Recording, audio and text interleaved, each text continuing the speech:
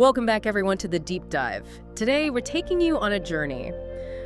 Somewhere pretty unique. It's a place where ancient history and, well, really vibrant modern life, they don't just sit side by side. They actually weave together. That's right.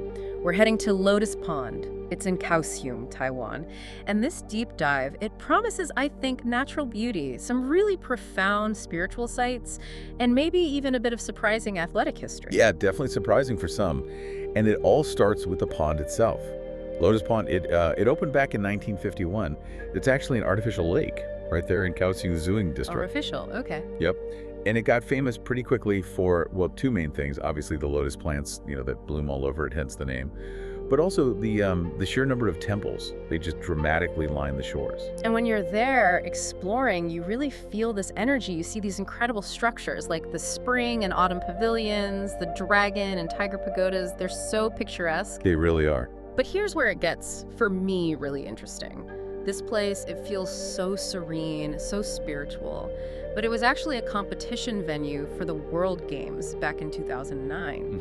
Can you imagine this tranquil spot hosting things like canoe polo, water skiing, even dragon boat races? I mean, how did that even happen, that mix? Well, it's actually a pretty fascinating look at Kaohsiung's planning, The city saw the potential.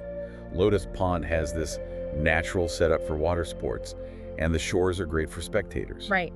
So they integrated into their plans for hosting this big international event. It really shows how versatile the place is. It's way more than just a quiet spot for reflection. So it's like the city consciously decided to blend its heritage with this modern global event. Exactly. It became this dynamic hub, showing you can celebrate deep cultural roots and embrace something totally contemporary, like international sports. It works for contemplation, and it works for competition. Speaking of heritage, let's zoom in a bit. The Confucian Temple there, it's such a powerful example of historical resilience, maybe, and just architectural grandeur. Absolutely. The original temple, now that one goes way, way back, built in 1684. Wow, 1684. Yeah.